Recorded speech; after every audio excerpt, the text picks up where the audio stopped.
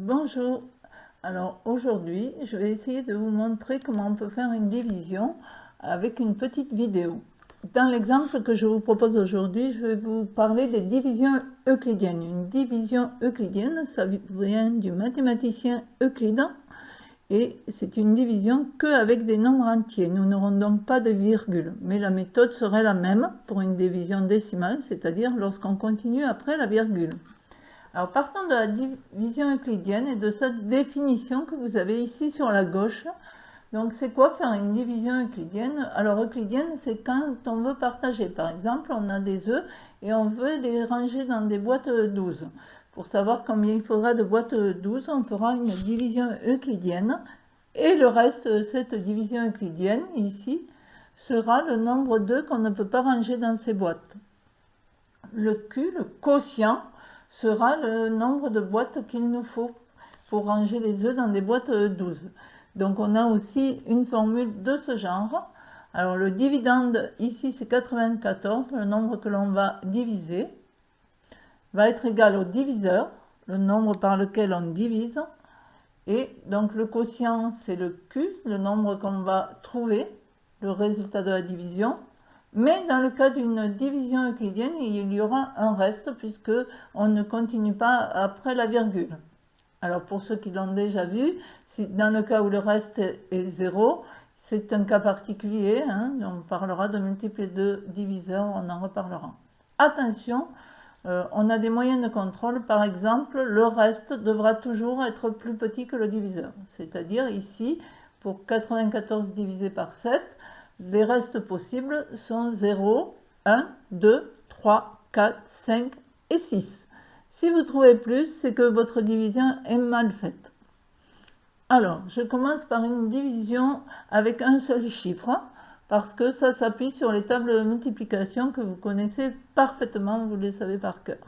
Donc on n'aura pas besoin, vous verrez ici dans l'écriture, de poser les soustractions, puisque les résultats de la table 7, on les connaît tous. Alors, 94 dans la table 7, il n'y a qu'un chiffre au diviseur, donc je vais en prendre un ici au dividende, et je vais donc dire en 9 combien de fois 7. 9 dans la table 7, vous pensez à vos résultats, vous avez 7, 14. Donc 9 est entre 7 et 14, c'est-à-dire entre 1 et 2. Donc on mettra une fois ici seulement, parce que deux fois ça serait trop grand. Une fois 7, 7. Et donc pour aller à 9 ici, de 7 pour aller à 9, attention, on n'a pris qu'un chiffre, le 4 on ne le prend pas. Donc on fait de 7 pour aller à 9, ou 9 moins 7, et il restera donc 2. Voici ce qu'on a fait, ce que j'ai dit à l'oral. Alors maintenant que nous avons fait ça, il reste ce chiffre 4, on va l'abaisser. Et donc on va se retrouver avec 24 dans la table de 7. Combien ça fait? Eh bien, comme on sait nos tables, on sait que ça fera 3. 3 fois 7, 21. Donc, voilà, ça fait 3. J'ai abaissé le 4. 24 à la table 7. 3 fois 7, 21 ici. Donc, de 21 pour aller à 24, combien il reste? Et ce sera terminé puisqu'il n'y a plus de chiffre. Ça nous donne, voilà. Voici la division euclidienne de 94 par 7. 3 fois 7, 21. Pour aller à 24, il reste 3. Ou bien 24 moins 21, ça fait 3. Donc ça, c'est la division euclidienne posée. Mais on peut l'écrire comme ceci. Ah, au passage, n'oublions pas, le reste est plus petit que le diviseur. Pour vérifier, oui, 3 est bien plus petit que 7. Et on peut l'écrire comme ça. Donc on va écrire 94, le dividende est égal au diviseur 7, que multiplie le quotient 13, et plus 3. Nous verrons à la fin de cette vidéo comment nous pouvons faire avec une calculatrice aussi. Alors maintenant, comment on va faire si on ne sait pas bien ici, si ce n'est pas une table, si ce n'est pas une table, c'est pas un chiffre, mais un nombre à deux chiffres. 10, 11. Alors, on reste toujours avec la même formule. L'objectif, on a un dividende, ici c'est 1237, un diviseur, ici c'est 12. Et on doit chercher le quotient et le reste. Alors, la table 12, on ne la connaît pas bien. Eh bien, on peut la construire ici, la table 12. On peut construire la table du diviseur. C'est aussi chercher tous ses multiples, pour le cours que nous verrons après.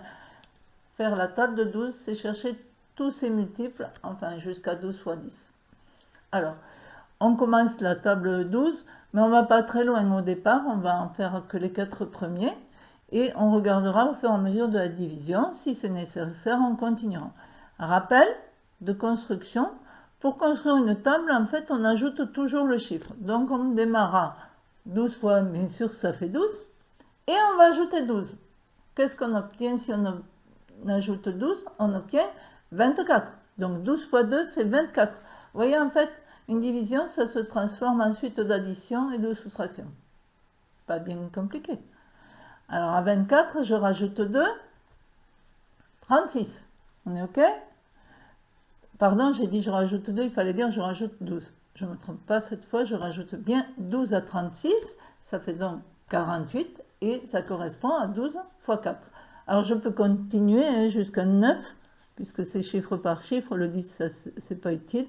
Ici j'aurai 12 fois 0 égale 0, que j'ai pas noté aussi, mais on va déjà commencer à regarder ce qui se passe avec ça. Des fois qu'on en est assez, pas la peine d'aller trop loin non plus dans les calculs, hein. Donc on commence, on s'arrête, on fait, si besoin, on va plus loin, on prolonge. Allez, alors attention, ici il y a deux chiffres, donc au diviseur, je vais donc en prendre 2 au quotient. 12. Et je vais dire en 12 combien de fois 12? Oh, ben une fois exactement. Très bien. Alors, qu'est-ce qui va se passer? Il va rester 0. Voilà. Une fois 12, 12. Là, cette fois, je vais poser les soustractions, comme c'est une division à deux chiffres. C'est la même chose, on n'est pas obligé de poser les soustractions.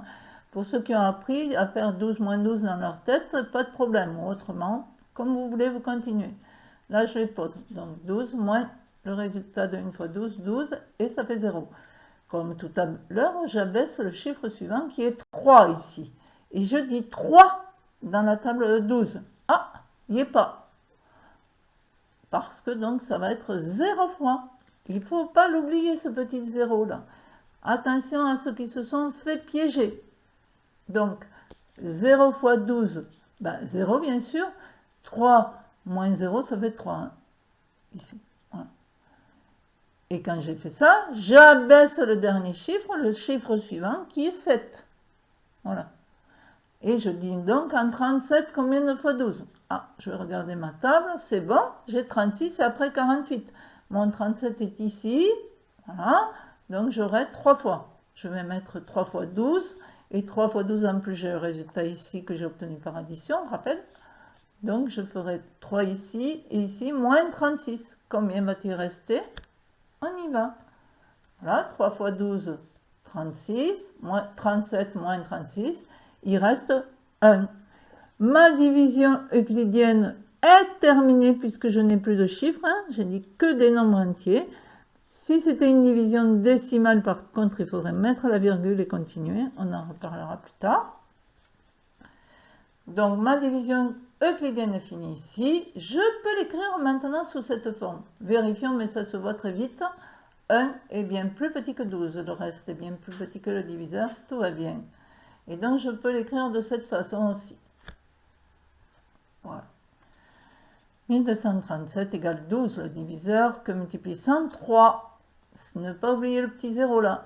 Rappel, si on pose bien avec les soustractions, on n'oubliera pas, a priori. Et plus 1, le reste. Voilà. Alors c'est pareil, quel que soit le diviseur, vous pouvez toujours faire la méthode des tables par addition du nombre du diviseur, chaque fois. Et vous arrêtez là où il faut. Si ça avait été plus grand que 48, ici, si on avait un nombre plus grand que 48, on aurait continué. Juste histoire de vérifier. Voilà, j'espère que vous avez compris comment on fait une division euclidienne. Et maintenant, dans une dernière diapo, on va voir avec la calculatrice comment on peut faire. Alors, voici les touches. Si vous avez une occasion, en général, la touche, c'est directement sur une touche de la calculatrice, en fait. Alors, la touche de division euclidienne, là, je parle que de division euclidienne, c'est la potence, comme quand on divise, on fait une division à la main. C'est la même touche que quand on fait une division à la main. Avec la TI, par contre, très souvent, elle est au-dessus de la touche divisée normale. Vous voyez ici. Donc, ça veut dire quand c'est au-dessus d'une touche qu'il faut faire d'abord seconde. Voilà. Alors, pour faire égal à la TI, c'est toujours très souvent Enter, ou Entrée en français. Et avec la Casio, c'est très souvent Exe. Vous tapez ceci. Et donc, vous avez une réponse de ce type. Vous voyez, elle s'écrit bien avec la potence, indiquant qu'on a fait une division euclidienne. Si on fait pas seconde ici qu'on oublie, on aura ce symbole-là qui nous permettra de nous corriger, de voir qu'on s'est trompé. Vite, on revient faire la division comme il faut. La réponse est sous cette forme. Q, c'est le quotient, rappel, donc le résultat de ma division. Et R, c'est le petit reste, puisqu'elle n'était pas terminée, ma division. Le reste, c'est pas 0. Et bien sûr, l'écriture classique en ligne, 1237 égale 12 fois 103 plus 1. Allez, je vous invite à vous entraîner avec tout ça. J'espère vous avoir bien aidé et je vous dis à bientôt. Allez, bon courage, cliquez sur j'aime.